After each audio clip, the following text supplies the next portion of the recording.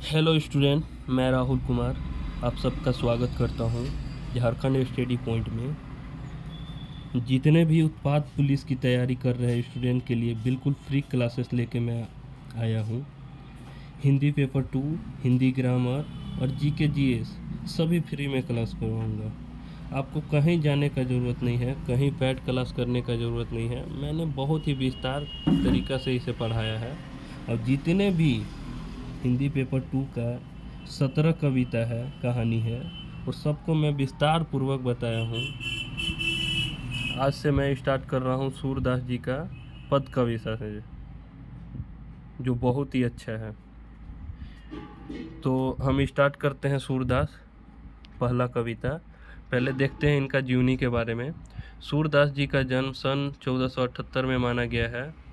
एक मान्यता के अनुसार उनका जन्म मथुरा के निकट रुनकता या रेणुका क्षेत्र में हुआ, जबकि दूसरी मान्यता के अनुसार उनका जन्म स्थान दिल्ली के पास सिही माना जाता है। मतलब इनका जन्म दो जगह मान्यता हुआ है, क्लियर नहीं है कि जन्म कहाँ हुआ था।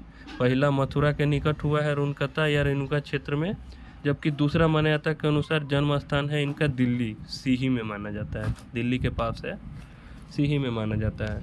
आपको क्वेश्चन का आंसर जो भी ऑप्शन में दे उसको टिक करना है। रेणुका दे या फिर सिही दे, उसको आपको टिक करना है।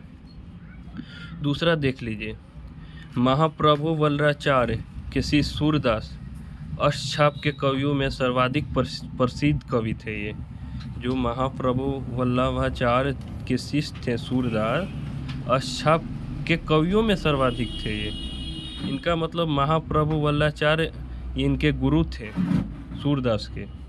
ये मथुरा और वृंदावन के बीच गुरु घाट पर रहते थे और श्रीनाथ जी के मंदिर में भजन कीर्तन करते थे। हाँ, और इनका मृत्यु देख लीजिए, 1583 में परसोली में उनका निधन हुआ था। यानी उनका मृत्यु हुआ था 1583 ईस्वी में, जन्म हुआ था 1478 ईस्वी में। एकदम आपको क्लियर मैं बता रहा हूँ, ये सुनकर याद हो जाएगा आपको। आगे देखते हैं, अगला पैराग्राफ है। उनके 3 ग्रंथ सूरसागर, साहित्य लहरी और सूरसारावली में सूरसागर ही सर्वाधिक लोकप्रिय था।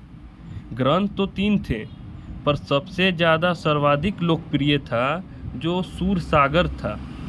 खेती और पशुपालन वाले भारतीय समाज का दैनिक अंतरंग चित्र और मनुष्य की स्वाभाविक वृत्तियों का चित्रण सूर की कविता में मिलता है।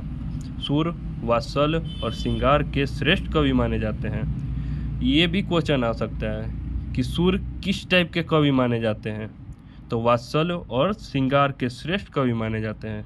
कृष्ण और गोपिया का प्रेम सहज मानवीय प्रेम की प्रतिष्ठा करता है।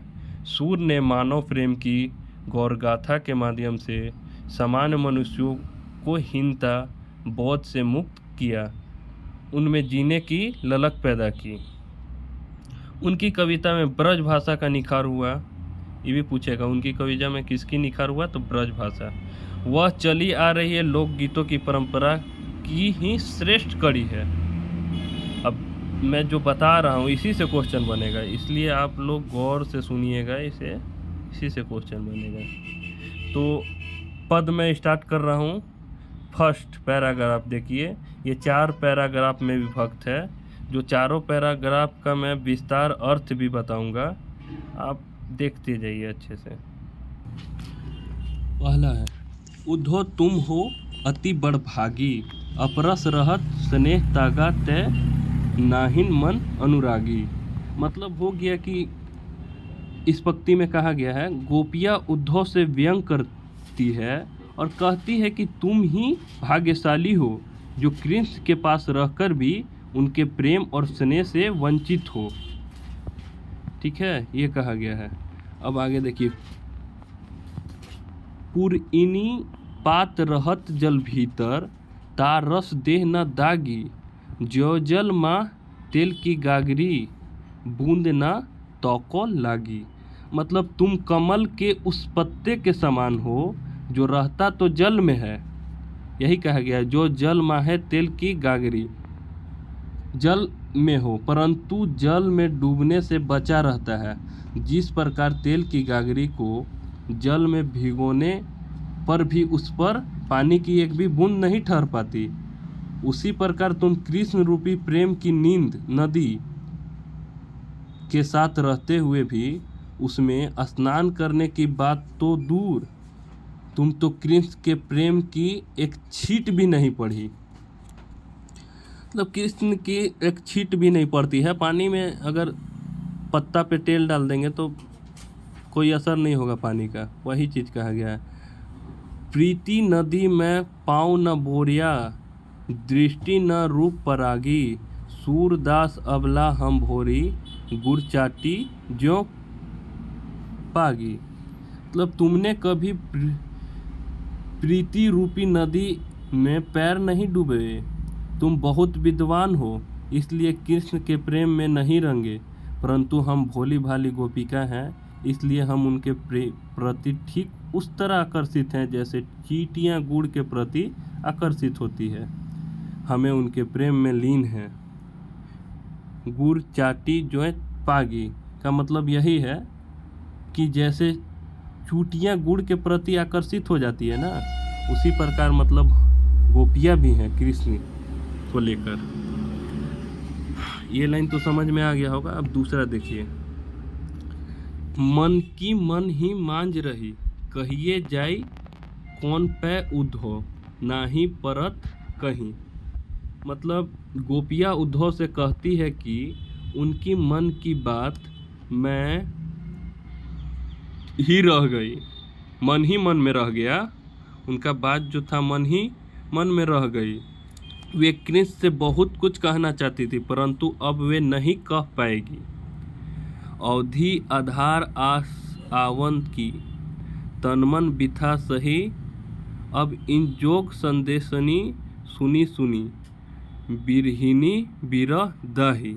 वे उद्धव को अपने संदेश के उचित पात्र नहीं समझती है और कहती हैं कि उनके बातें सिर्फ कृष्ण से कहनी है, किसी और को कहकर संदेश नहीं भेज सकती।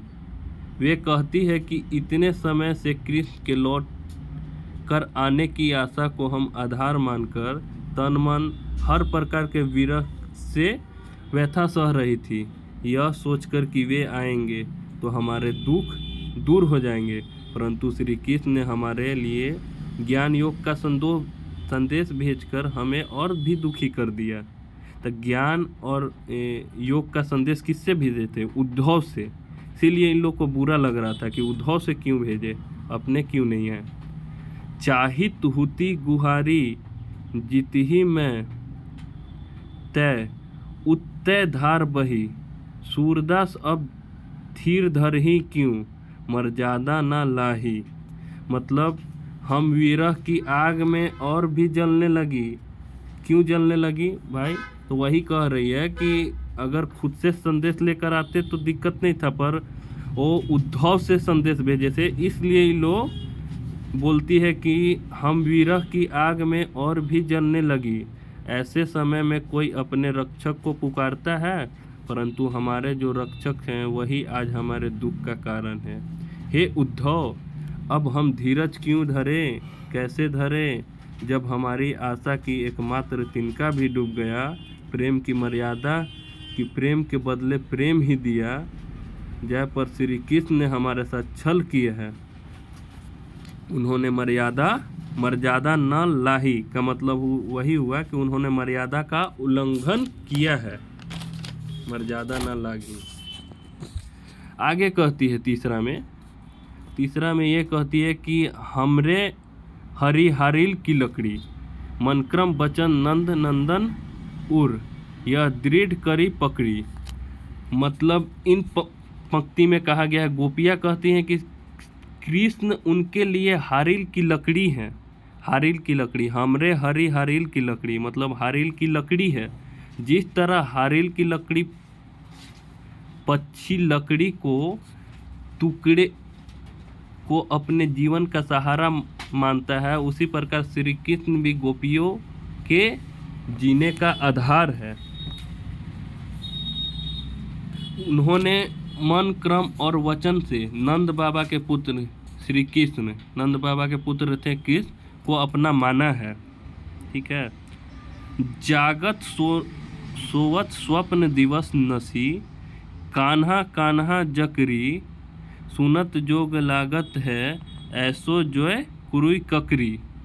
मतलब गोपियाँ कहती हैं कि जागते हुए, सोते हुए, दिन में, रात में स्वप्न हमार रोम रोम कृष्ण नाम जपता है, रोम रोम कृष्ण नाम जपता है। जागत सोवत स्वप्न दिवस निशी का मतलब यही हुआ कि जागते सोते हम कृष्ण के बारे में सोचते हैं। हमें उन्हें उद्धव का संदेश कड़वी ककड़ी के समान लगता है।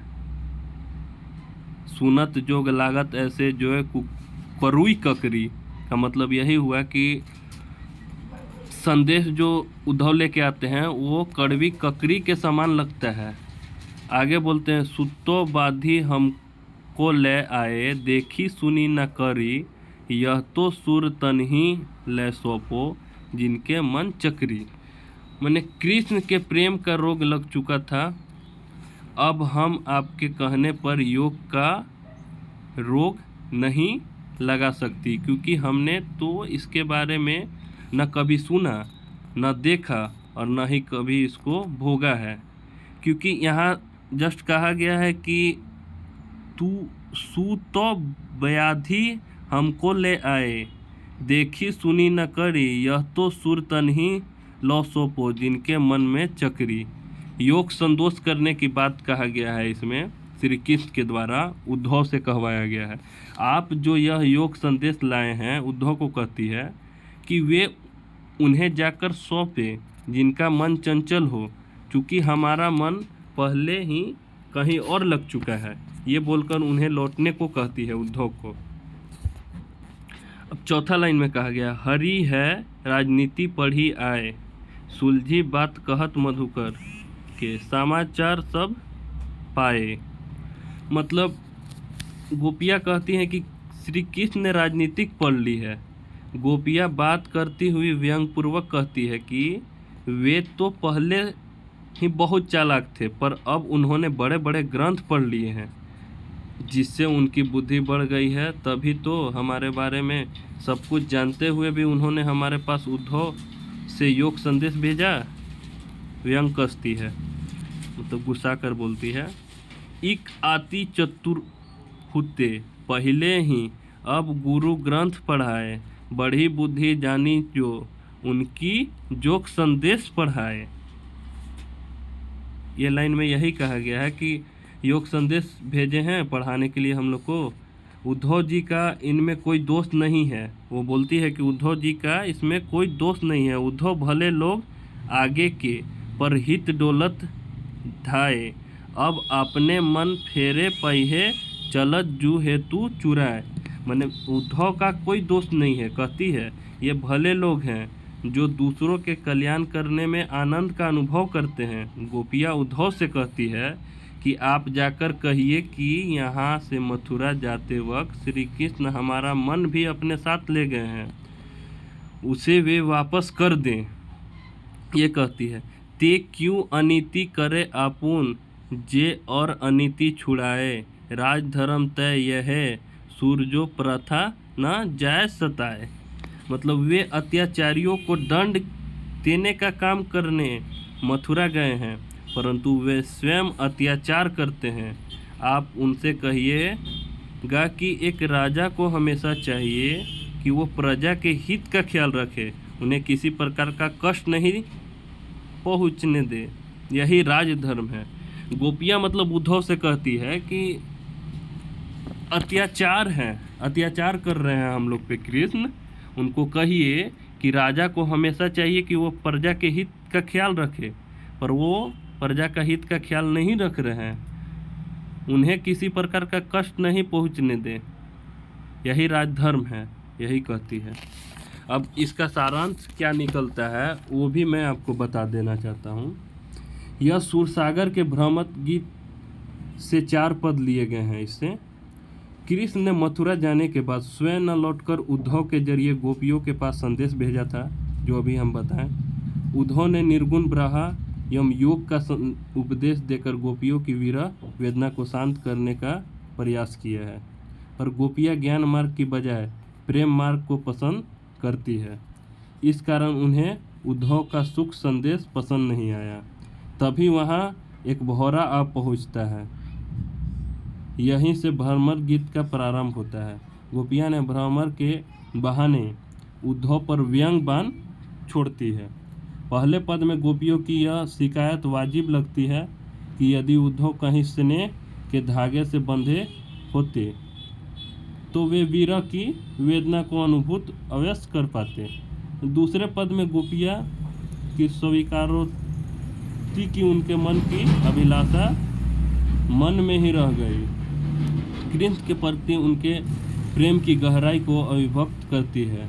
तीसरे पद में क्या बोला गया है? उद्धव की योग साधना को कड़वी ककड़ी जैसा बताकर एकनिष्ठ प्रेम में दृढ़ विश्वास प्रकट करती है। और चौथे पद में उद्धव को ताना मारती है कि कृष्ण ने अब राजनीतिक पढ़ ली है।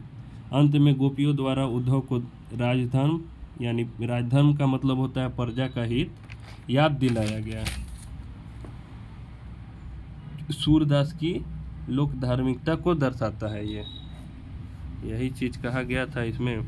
इसका मैं क्वेश्चन आंसर भी आपको करवा दे रहा हूँ। आप बहुत ही आसानी से ये जो मैं बताया हूँ, अगर ढंग से आप सुने होंगे तो बिल्कुल आसानी से क्वेश्चन आंसर कर लीजिएगा।